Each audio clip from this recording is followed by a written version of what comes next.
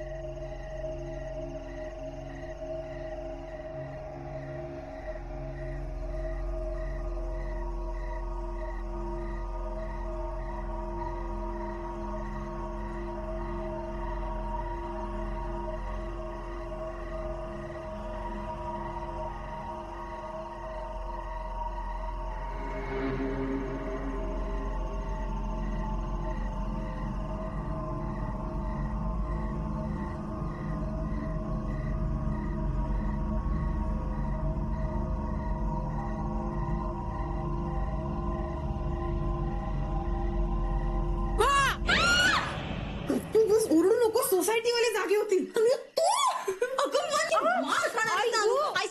अगं मारू नको ना.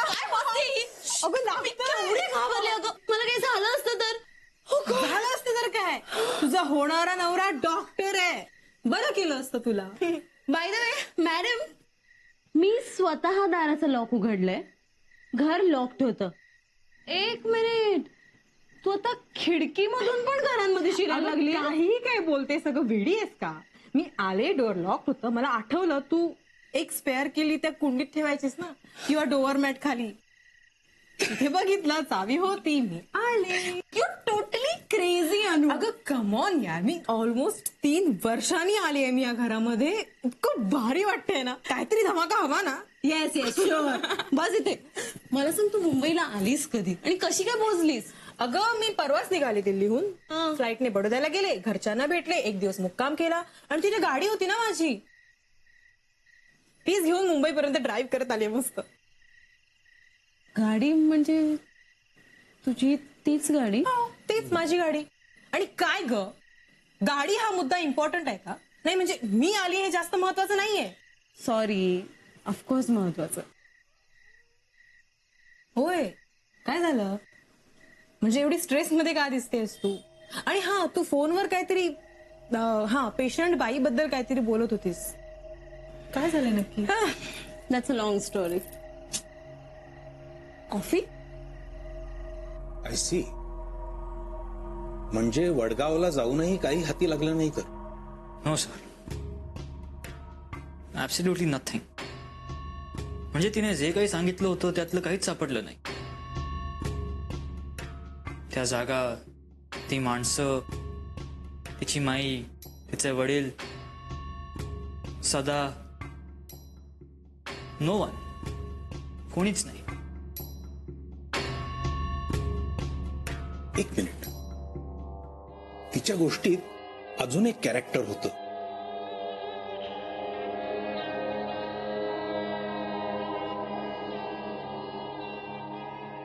नंदू. नंदू येस. चंदीचा खास मित्र. तुला माहितीये, बऱ्याच वेळेला आपण घरातल्या लोकांपेक्षा मित्रांशी जास्त शेअर करतो. आणि तिच्या बोलण्यावरून एक गोष्ट नेहमी जाणवली की नंदूशी असलेलं तिचं नातं खूप घट्ट होतं. Right. So what do you suggest? त्याला शोधलंस तर तुला रमाबद्दलच्या बऱ्याच गोष्टी कळू शकतील. येस, नंदू.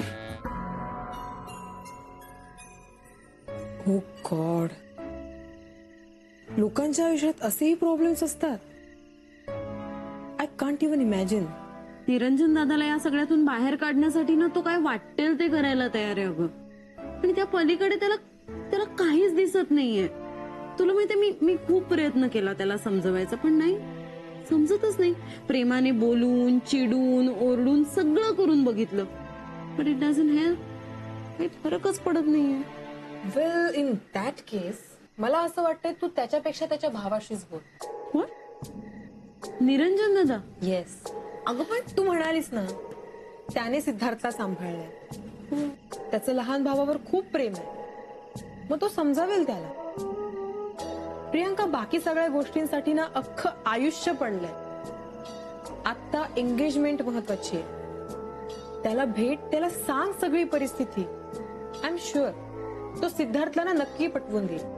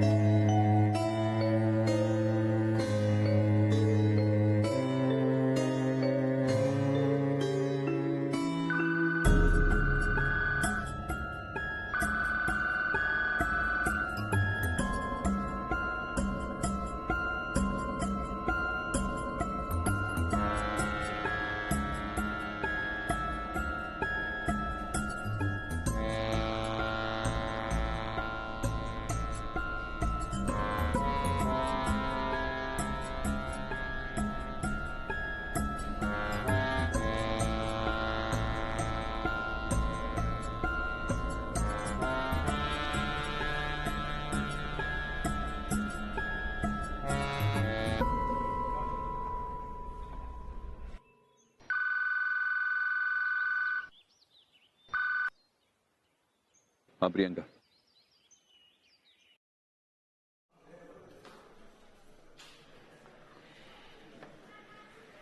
दादा थँक्स. थँक्स. कशाबद्दल? नाही म्हणजे अरे मी एक कॉल केला आणि तू आलास मला भेटायला म्हणून थँक्स. हे बघ, एकतर आपल्या माणसांना थँक्स म्हणायचं नसतं. हे बघ, आपल्या माणसानं मदतीसाठी बोलवल्यानंतर आणि आपण मदत केल्यानंतर म्हणजे फार काही मोठं केलं असं नसतं. म्हणजे यात मोठं काय आहे? ऍक्च्युली दादा अरे मी तुला खूप आधीच फोन करणार होते, but I was feeling very awkward. म्हणजे माहीत नाही, मला ना खूप भीती वाटत होती, कारण आपण असं पर्सनली एकमेकांशी कधी बोललो नाही होत ना. त्याच्यामुळे मी तुला जे काही सांगणार आहे त्याविषयी तू कसं रिॲक्ट करशील, तुला काय वाटेल, मला विषय खूप विचित्र वाटत होतं. अरे हे बघ, तुला जे वाटतंय, जे बोलावंसं वाटतंय, सांगावंसं वाटतंय ते तू बिनधास्त बोल. हं? म्हणजे त्याने तुला हलकं वाटेल. बोल. दादा अरे तू आणि सिद्धार्थ, नाही म्हणजे आमच्या एंगेजमेंटला आता 2च दिवस उरले तरी,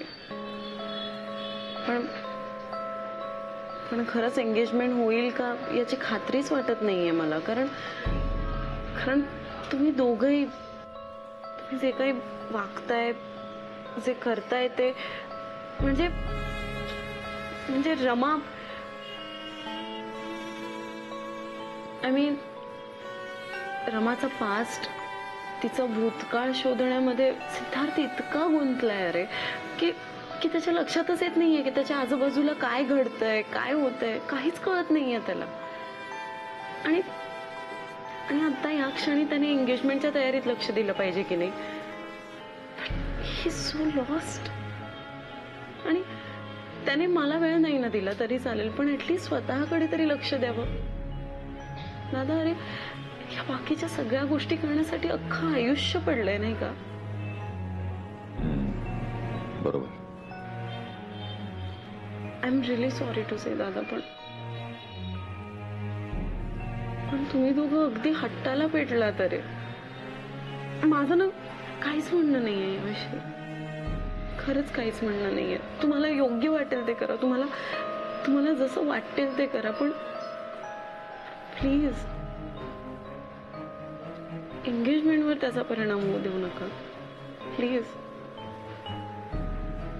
मी खूप समजावलं अरे त्याला, पण त्याला समजतच नाहीये. दादा प्लीज तू तरी तुझा हट्ट सोड रे, म्हणजे सिद्धार्थ तरी जरा शांत होईल, किंवा त्याला समजावून बघ तुला हवं तसं.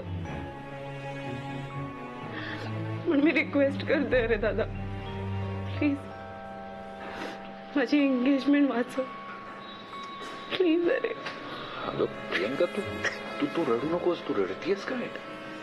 तू तू डोळे पुसत. हे घे, तू तू तू डोळे पुसत. तू प्लीज शांत हो.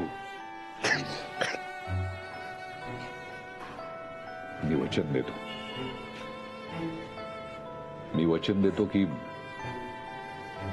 ठरलेल्या दिवशी, ठरलेल्या वेळी, ठरलेल्या ठिकाणी तुमचा साखरपुडा होईल. तू काळजी करू नकोस.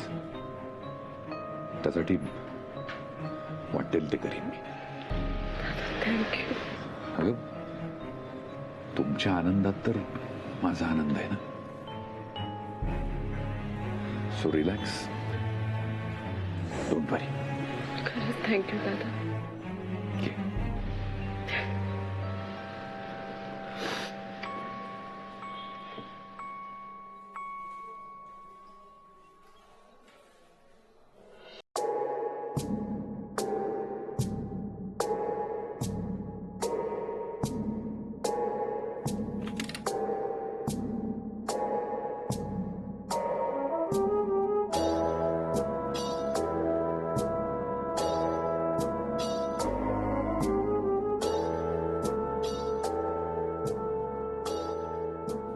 वाह, मस्त आहे चित्र. हे चिंचेचं झाड आहे.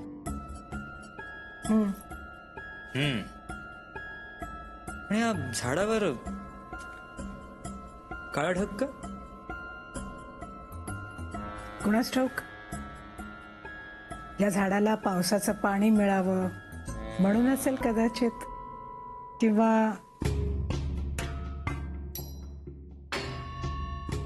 सावली देणाऱ्या झाडावर काळी सावली पडावी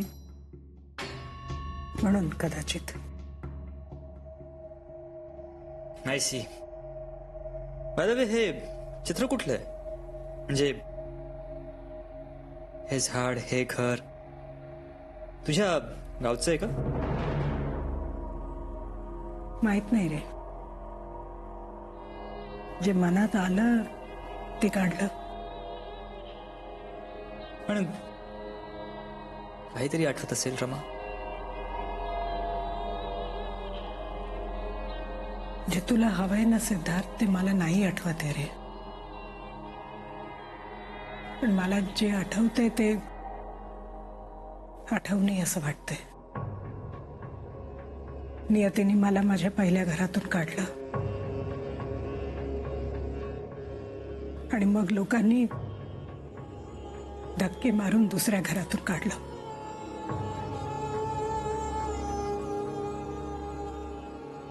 आता हे तिसरं घर.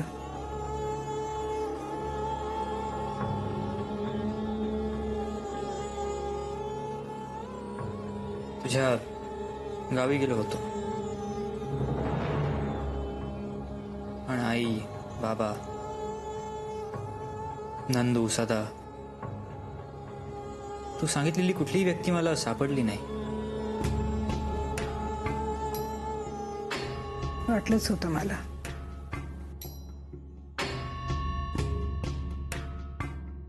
म्हणजे या चित्राकडे बघ सिद्धार्थ. या चित्रात झाड आहे, घर आहे, सूर्य आहे, पक्षी आहेत, पण माणसं माणसं कुठे आहेत यात तरी?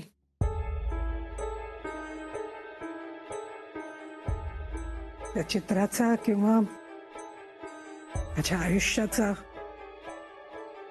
कशाचाच अर्थ लागत नाहीये मला.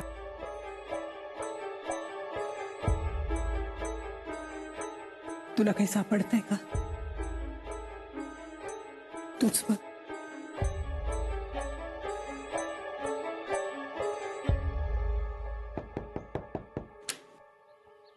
काय काय झालं? ओय अगं, एक सेकंड. काय झालं? काय झालं? मी बोलले निरंजन दादाशी. हा बरं मग मग काय, तू सगळं बरोबर बोलत होतीस मॅडम. तुला माहिती मी त्याच्याशी अशा विषयाबद्दल पहिल्यांदा बोलले. I was feeling so awkward आणि he was so good to me यार. त्याने इतक्या सिन्सिअरली माझं सगळं ऐकून घेतलं ना आणि मला प्रॉमिस केलंय त्याने की तो सगळं नीट करणार आहे, साखरपुडा व्यवस्थित पार पाडणार आहे म्हणून. यु नो व्हॉट, तो मला म्हणालाय की तो सिद्धार्थची बोलणार आहे. अनु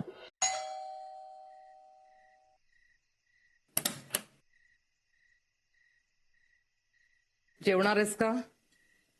जेवणार असशील तर जेवण गरम करून देते. अरे च्या, आज तू चक्क कुठे गेला होतास, काय करत होतास, यातलं काहीच विचारलं नाहीस. विचारलं तरी तू सांगतोस का? एका तरी प्रश्नाचं धड उत्तर देतोस मला? मग कशाला माझ्या तोंडाची वाफ दवडायची आहे मी? आणि माझ्यात नाही बाबा आता त्राण, रोज रोज राग राग राग करायचे. आई, आई, आई, आई, आई, आई. हे बघ, नको विचारूस. हं? आज मी तुला न विचारता सांगतो. हं? अगं, प्रियंकाला भेटायला गेलो होतो. प्रियांकाला? हं. जरा जरा काळजीत वाटली, वैतागली होती सिद्धार्थवर. म्हणजे त्याचं साखरपुड्याकडे अजिबात लक्ष नाहीये म्हणत होती. म्हणजे इतपत की साखरपुडा होईल की नाही याच्या काळजीत होती ती. मग मग मग काय, अगं मी तिला म्हणलं, मी तू निश्चिंत राहा, मी बोलतो त्या मूर्खाशी. साखरपुडा होणारच, मी करून देणार. अगं, मोठा भाऊ आहे मी त्याचा. अगं, परवा आहे ना साखरपुडा? अहो अगं मग आई, तू इथे काय करतेय? तू आयडियली त्याच्या घरी असायला हवं होतस ना. म्हणजे काही कामं राहिली असतील तर तुझी मदत होईल त्यांना. तू जा जरा, तू साखरपुड्यात लक्ष घाल. तू इथं उगाच फालतू वेळ वाया घालू नकोस गाई. निरंजन, बाळा तू येशील ना साखरपुड्याला? अगं आई, काय प्रश्न आहे का? म्हणजे मी आलो नाही तर साखरपुडा कसा होणार? तू पण नाही. चल, जेवण गरम करायला घे, आपण एकत्रच बसू जेवायला. चल. हो.